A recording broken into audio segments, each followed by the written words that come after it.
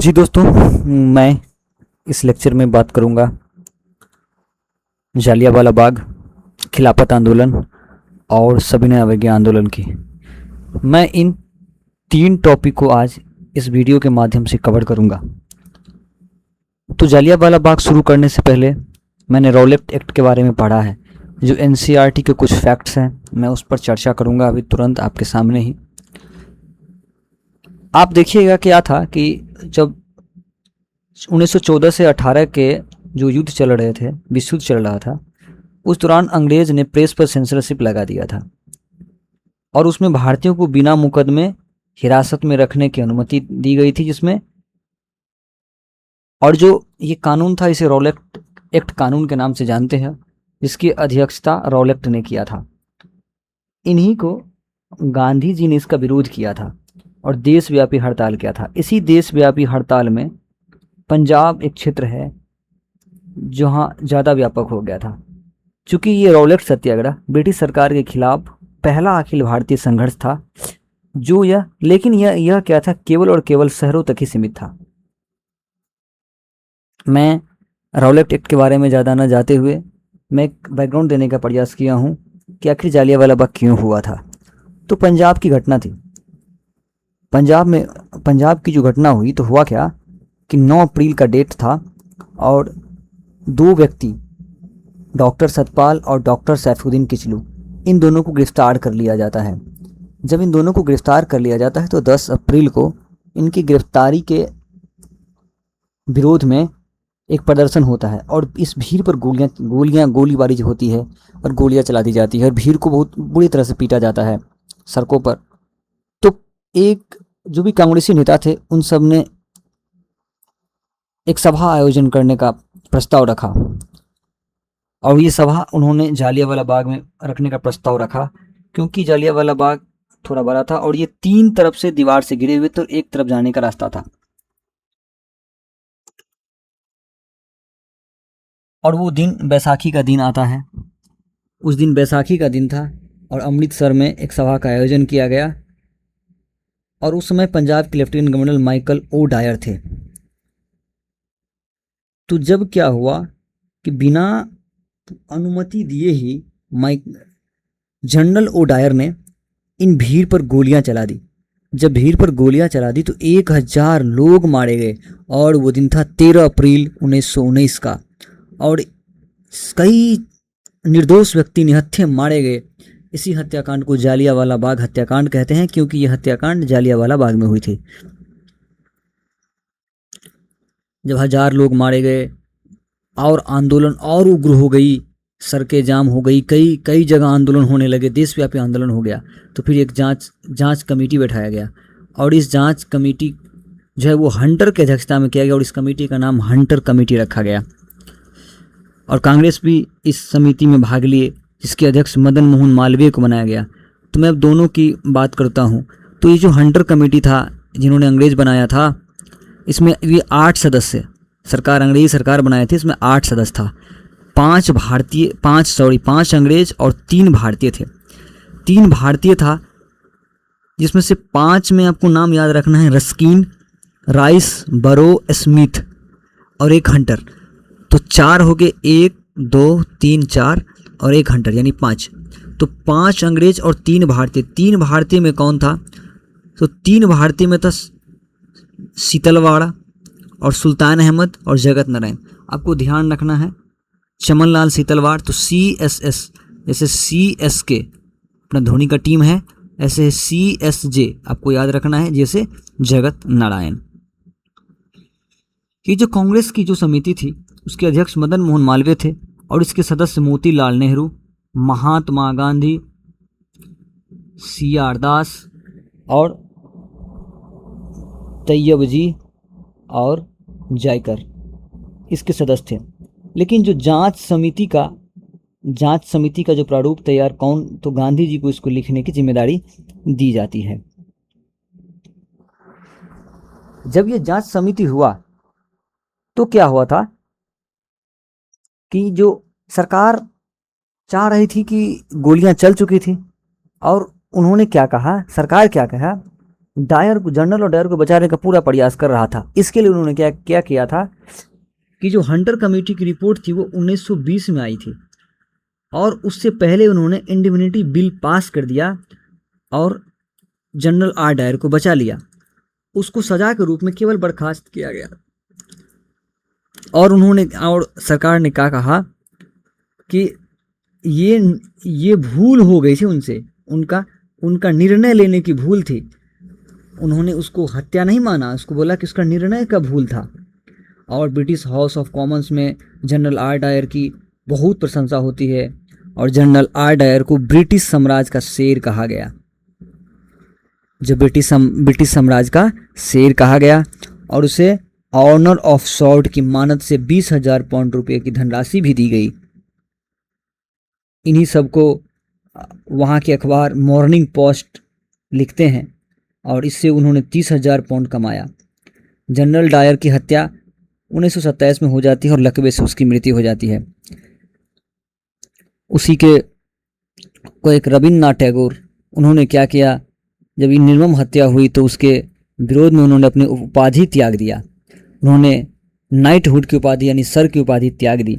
शंकर नारायण ने कार्यकारिणी परिषद से त्यागपत्र दे दिया। और इन्हीं पर महात्मा गांधी ने कहा था कि पलासी में अंग्रेजों की नींव डली, लेकिन अमृतसर ने इसके जड़ को हिला दिया। CF एंड्रयूज ने, जिसे दीन बंधु, गांधी जी ने दीन बंधु कहा था, उन्होंने कहा कि यह जानबूझकर की गई हत्या है। और मॉन्टेग्यू ने इसे निवारक हत्या की भी संज्ञा दी है। और गिलबर्ट स्टेलर ने कहा कि पंजाब ने डायर तो बचा लिया लेकिन भारत खो दिया। उसी समय 13 अप्रैल 1919 के समय ही जलियांवाला बाग जिस समय हुआ था, उसी समय पंजाब में मार्शल लॉ कर दिया गया। और मार्शल लॉ कर दिया गया वो गुजरांवाला के सीमावर्ती क्षेत्र में, और वहाँ पर बम बरसाए गए और हवाई हमले किए गए। पंजाब में ही क्रांतिकारी चमनदीप ने डंडा फौज की स्थापना किया। तो इन्हीं घटनाओं से क्षुब्ध होकर एक क्रांतिकारी उधम सिंह 13 मार्च 1940 ईस्वी को माइकल ओ डायर पर लंदन में उन्होंने गोलियां चला दी कैक्सटन में, और उधम सिंह पकड़ा गए और उन्हें फांसी हो गई। लेकिन जब उससे पूछा गया तो उन्होंने अपना नाम मोहम्मद आज़ाद सिंह बताया। आप ध्यान रखिएगा कि आपको मैं एक 4K फॉर्मूला दे रहा हूँ, कैसे गांधी ने क्या किया। कानून आया कि कानून आया तो कांड हुआ, क्या हुआ, जलियांवाला बाग हुई। तो उसके बाद जब कांड हुआ तो खिलाफत होगा तो फिर कदम उठाएंगे, और कदम से असहयोग आंदोलन स्टार्ट होगा। हम लोगों ने जलियांवाला बाग पढ़ लिया। चलते हैं ज़्यादा कुछ दिमाग लगाते हुए, सीधे हमने रॉलेट टेक पढ़ लिया। अब खिलाफत आंदोलन की ओर रुख करते हैं। खिलाफत आंदोलन प्रथम विश्व युद्ध के बाद तुर्की के खलीफा के पद को समाप्त करने और ऑटोमन साम्राज्य के विघटन ने भारतीय मुसलमानों में गहरा रोष पैदा किया था। गांधी जी ने इसे किया था हिंदू मुस्लिम एकता का, कहा कि 100 वर्षों में ऐसा एकता अब नहीं आएगा। हुआ क्या था, राष्ट्रीय परिप्रेक्ष्य की बात करूं तो जो अली बंधु थे, दो भाई थे अली बंधु, मोहम्मद अली और शौकत अली। मोहम्मद अबुल कलाम आजाद जिन्होंने अल हिलाल पत्रिका लिखा था, और हसन मोहानी ने आंदोलन को गति दिया। तो 23 नवंबर 1919 को दिल्ली में अखिल भारतीय खिलाफत कमेटी के सम्मेलन की अध्यक्षता गांधी जी की है। आपको यहाँ पर ध्यान रखना है कि 23 नवंबर 1919 को दिल्ली में ये फजलुल हक इसके प्रेसिडेंट हुए, जबकि 24 नवंबर 1919 के गांधी जी इसके अध्यक्ष हुए। आपको यहाँ पर ये ध्यान रखना है। और 17 अक्टूबर 1919 को अखिल भारतीय खिलाफत दिवस के रूप में मनाया जाता है। बिहार में भी मनाया गया था, मैं बिहार की बात अभी नहीं करूंगा, चलिए कर लेते हैं। मौलाना शौकत अली ने अप्रैल 1920 में पटना की यात्रा की और औपनिवेशिक शासन के विरुद्ध आत्म बलिदान का आह्वान किया। 15-16 में 1919 को फुलवाड़ी शरीफ में मुस्लिम उलेमा का सम्मेलन हुआ, जिसमें ब्रिटिश वस्तुओं के बहिष्कार और असहयोग के प्रस्ताव पारित कर दिया गया। इमारत सरिया की स्थापना 1921 में हुई। आपको रट्टा मारना है यहाँ पे कि इमारत सरिया की स्थापना 1921 में हुई, और 1 अगस्त 1920 को नूरुल हसन ने प्रांतीय विधायिका के सदस्य पद से अपना त्यागपत्र दे दिया। जब खिलाफत के साथ उपजे इस हिंदू मुस्लिम सहयोग ने असहयोग आंदोलन को एक अभूतपूर्व सामाजिक आधार प्रदान किया। और क्या होता है, कलकत्ता में एक विशेष अधिवेशन होता है 19 सितंबर 1920 में, और नागपुर में एक वार्षिक अधिवेशन होता है दिसंबर 1920 में। तो सितंबर 1920 में जो कलकत्ता का अधिवेशन होता है उसके अध्यक्ष लाला लाजपत राय करते हैं, जिसमें असहयोग के प्रस्ताव को गांधी जी रखते हैं, जिसके शुरुआत में CR दास, मदन मोहन मालवीय और मोहम्मद अली जिन्ना ने विरोध किया था। आपको ध्यान रखना है यहाँ पे कि खिलाफत आंदोलन को दो व्यक्ति विरोध करते हैं, एक है मोहम्मद अली जिन्ना और मदन मोहन मालवीय। असहयोग जो आंदोलन नागपुर अधिवेशन था वो CR दास स्वयं इसके प्रस्ताव पेश करते हैं। तो यानी कि प्रस्ताव जो है वो गांधी जी यहाँ रखा, लेकिन पुष्टि कहाँ हुई थी, तो नागपुर अधिवेशन में। इसी अधिवेशन में इस सदस्यता शुल्क 25 पैसे प्रतिवर्ष किया गया ताकि आम जनता इससे जुड़ सके। इसमें दो काम होते हैं, एक नकारात्मक और एक रचनात्मक। नकारात्मक में उन्होंने क्या क्या संवैधानिक पद, अदालत, सरकारी कानून को त्याग दिया, वस्त्रों को होली जलाई गई, सरकारी या नौकरी त्यागा गया, परिषद चुनाव का बहिष्कार किया गया, करों की अदायगी नहीं किया गया। और रचनात्मक कार्य में जैसे राष्ट्रीय विद्यालयों की स्थापना हुई, विद्यापीठ की स्थापना हुई, चरखा और खादी का व्यापक प्रचार प्रसार हुआ, स्वदेशी उत्पादन हुए, हिंदू मुस्लिम एकता हुई, अस्पृश्यता निवारण, शराबबंदी जो नशाबंदी आंदोलन स्टार्ट हुए, ग्राम पंचायतों के माध्यम में स्थानीय विवादों का सौहार्दपूर्ण समाधान किया गया। लेकिन जहां राष्ट्रीय स्तर पर आंदोलन नीतिगत बदलावों से गुजर रहा था, वहां बिहार भी इस धरातल पर क्रियान्वित करने वाला अग्रणी राज्य बनकर उभरा था। असहयोग आंदोलन और बिहार की भूमिका की मैं बात करूं तो स्वतंत्रता की प्रयोगशाला बिहार बनी है, क्योंकि 1917 में गांधी जी भी यही प्रयोग करते हैं। उसके बाद खिलाफत आंदोलन होता है, तो बिहार में असहयोग आंदोलन में बहुत गहरी जड़ें जमाई। यह प्रांत राष्ट्रीय का सबसे अनुशासित एवं सक्रिय केंद्र बना। संगठित नेतृत्व का प्रस्ताव भी यहाँ था, क्योंकि अगस्त 1920 में भागलपुर में बिहार प्रांतीय सम्मेलन के 12वां अधिवेशन, बिहार प्रांतीय सम्मेलन का 12वां अधिवेशन कहाँ हुआ था, भागलपुर में। बिहार प्रांतीय सम्मेलन का 12वां अधिवेशन कहाँ हुआ था, भागलपुर में। इसके अध्यक्ष डॉक्टर राजेंद्र प्रसाद थे। दरभंगा में असहयोग के मुख्य प्रस्ताव कौन रखा था, धनुर्धर। अनुमोदन कौन किए थे, शाह मोहम्मद जुबैर मुंगेर से और गुलाम इमाम पटना से और गोरख प्रसाद मोतिहारी से किए थे। कुछ संस्थाएं देख लेते हैं। बिहार राष्ट्रीय महाविद्यालय, इसकी स्थापना 5 जनवरी 1921 को होती है। बिहार विद्यापीठ, इसकी महात्मा गांधी ने 6 फरवरी 1921 को इसके औपचारिक उद्घाटन किया था। लेकिन इसके प्रथम पदाधिकारी मजहरुल हक बने। ब्रजकिशोर प्रसाद इसके वाइस चांसलर हुए और राजेंद्र प्रसाद इसके प्रधानाचार्य हुए। सदाकत आश्रम के बारे में मजहरुल हक ने अपने मित्र खैरू मियाँ जमीन दान किया था, और मजहरुल हक ने इसी पर सदाकत आश्रम की स्थापना किया, जो आंदोलन का मुख्य केंद्र बना। यहाँ छात्रों द्वारा चरखे का निर्माण किया जाता था। मजहरुल हक क्या कहता, 30 सितंबर 1921 को सदाकत आश्रम से दी मदरलैंड नामक एक जो पत्रिका थी, समाचार पत्र, उसको निकालना शुरू किया, जिसमें उन्होंने जेल के प्रशासन की क्रूरता, तो जेल के प्रशासन की क्रूरता का वर्णन किसमें है, दी मदरलैंड में, और सरकार की नीतियों का तीखा आलोचना किया। इससे जो निरीक्षक थे, कारागार निरीक्षक बनात वाला, उन्होंने उस पर मानहानि का मुकदमा दायर किया, लेकिन मजहरुल हक ने 1000 रुपया जुर्माना भरने के बजाय 3 महीने की जेल स्वीकार कर दिया। आपको कुछ विशेष फैक्ट ध्यान रखने हैं। बिहार कॉमिक सेवक दल, इसकी स्थापना 27 नवंबर 1921 को किया गया था।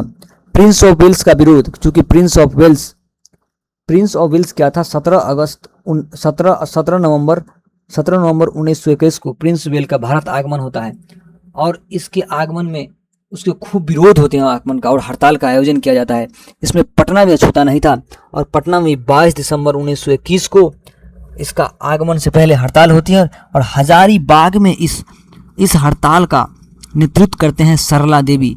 इसको कौन नेतृत्व करते हैं, सरला देवी। अब होता क्या है कि जब ये घटनाएं घट ही रही थी, तो एक चौड़ा चौड़ी कांड हो जाता है, चौरा चौरी कांड में क्या होता है कि गोरखपुर के जो चौरा चौरी नामक स्थान पर एक भीड़ द्वारा पुलिस थाने को घेर लिया जाता है और उसमें सिपाहियों को जला दिया जाता है, आग लगा दी जाती है, जिससे सिपाही की मृत्यु हो जाती है। तो होता क्या है कि 12 फरवरी 1922 को जो गुजरात, जहां बारदोली गुजरात है, वहां पे हुई कांग्रेस की कार्य समिति की बैठक होती है और वहां पर बारदोली प्रस्ताव पारित कर आंदोलन को तत्काल प्रभाव से वापस ले लिया जाता है। तो 10 मार्च 1922 को गांधी जी को गिरफ्तार करके 6 वर्ष का सजा सुनाई जाती है और वो जो न्यायाधीश होते हैं जो सजा देते हैं वो थे ब्रूमफील्ड। तो कांग्रेस के भीतर गहरा असंतोष व्याप्त हो जाता है जब वो आंदोलन वापस लेते हैं। तो आंदोलन जब वापस लेते हैं तो गहरा असंतोष व्याप्त होता है और सुभाष चंद्र बोस इसे राष्ट्रीय विपत्ति कहते हैं।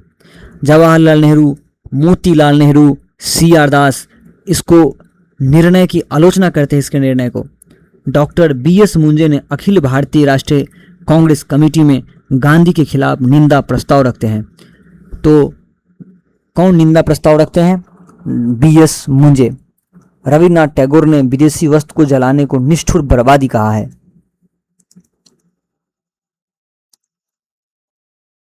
कुछ फैक्ट जो देखेंगे आप, उसमें एक महेंद्र प्रसाद का जो नाम आता है वो राजेंद्र प्रसाद के बड़े भाई होते हैं और छपरा में राय साहब की उपाधि और मजिस्ट्रेट का पद त्याग देते हैं। एक होते हैं मनोरंजन प्रसाद सिन्हा, उन्होंने फिरंगिया गीत की रचना किया था। वो क्यों? तो जन जागृति फैलाने के लिए, राष्ट्रवाद फैलाने के लिए, युवाओं को आंदोलन में प्रेरित करने के लिए। बिहार में भी कुछ व्यक्ति होते हैं जिसमें अनुग्रह नारायण सिन्हा, ब्रजनंदन प्रसाद, श्री कृष्ण सिंह, दीप नारायण और रामदयाल सिंह, ये अपनी चलती हुई वकालत छोड़ देते हैं। छपरा में राय साहब जो महेंद्र प्रताप थे, जो राजेंद्र प्रसाद के भाई थे, वो क्या करते हैं, कई तो स्थानीय जमींदार अधिकारियों से ब्रिटिश उपाधि का परित्याग कर देते हैं। पटना लॉ कॉलेज के छात्र होते हैं सर सैयद अहमद शेर, और BN कॉलेज जो बिहार नेशनल कॉलेज के छात्र अब्दुल बारी और मोहम्मद साकी, इन्होंने परीक्षा का बहिष्कार कर दिया और राष्ट्रीय आंदोलन में प्रवेश कर लिया। एक झंडा सत्याग्रह होता है भागलपुर शहर में, झंडा सत्याग्रह का विशेष प्रभाव देखा गया है। तिलक स्वराज फंड हुआ क्या था कि जब तिलक स्वराज फंड के बारे में बात करेंगे, तिलक स्वराज फंड, तो गांधी जी क्या कहते हैं? गांधी जी कहते हैं कि 1 वर्ष में हमको 1 करोड़ चंदा लेना है। लेकिन व्यक्ति में इतने रोष थे, आंदोलन के लिए व्यक्ति इतने उग्र थे कि ये 1 महीने में ही इस लक्ष्य को पूर्ण कर लेते हैं और कहते हैं कि हम 1 वर्ष में स्वराज प्राप्त कर लेंगे। और इससे व्यक्ति जुड़ जाते हैं क्योंकि इसका 4 आना फीस होता है, इसकी सदस्यता शुल्क होती है और इसमें इतना इकट्ठा हो जाता है और 1 महीना में वो पूर्ण कर लिया जाता है। इसमें से बिहार जो था वो तय सीमा से, जितना सीमा था उससे अधिक इन्होंने निर्धारित सीमा से अधिक धन एकत्रित करके दिया था, जिसमें महिलाओं द्वारा गहनों का दान बहुत उल्लेखनीय था। आपको यहाँ पर ध्यान रखना है कि महिलाओं द्वारा जो गहनों का दान दिया गया था। तो दोस्तों हम लोगों ने 3 आंदोलन के बाद किया, जितने फैक्ट हो सकते थे हमने कवर करने की पूरी कोशिश की। उम्मीद है कि आप सबको इसका भरपूर फ़ायदा उठाइए, क्योंकि ये सीरीज रुकने वाली नहीं है। मैं पूरे आंदोलन को, जो राष्ट्रीय आंदोलन और गांधी जी यानी मॉडर्न इंडिया में पूरे शिद्दत के साथ मैं इसको कवर करूँगा। हो सकता है मेरे पढ़ाने में, चूँकि मैं भी एक छात्र ही हूँ, मैं कोई प्रोफेशनल टीचर नहीं हूँ, जितना मैं सीख पाया हूँ मैं आपको सिखाने का पूर्णतः प्रयास करूँगा और इस कोचिंग इंडस्ट्री से पूर्णतः बचाने का प्रयास करूँगा। क्योंकि आप देखोगे कि कोचिंग वाले इन्हीं सब फैक्ट्स को लेकर कई गुना बैच बनाते रहते हैं, बोलते रहते हैं। आप देखना इनसे ज़्यादा फैक्ट वो क्या देंगे, क्योंकि बीपीएससी का जो पैटर्न है, जिसे मैं समझ पाया हूँ, आप देखोगे तो सारे के सारे फैक्ट अगर गांधी जी और ये अगर जालियांवाला बाग हत्याकांड आता है तो इससे कितना कितना ज्यादा फैक्ट बनेगा। वो लोग कहाँ से फैक्ट लाएंगे, ये लोग यहीं से फैक्ट लाएंगे। आप देख सकते हैं कि फैक्ट उससे थोड़ा कुछ भी कम फैक्ट्स नहीं होगा इसमें। अगर कुछ है लगे आपको तो कैसे अब क्या करना है आगे की रणनीति, और आपको सही या गलत जो भी लगे आप कमेंट करके जरूर बताइए। अपना कीमती समय जरूर दीजिए, आपको भी हेल्प होगा, मुझे भी मदद मिलेगी। चलिए धन्यवाद, मिलते हैं नेक्स्ट लेक्चर में।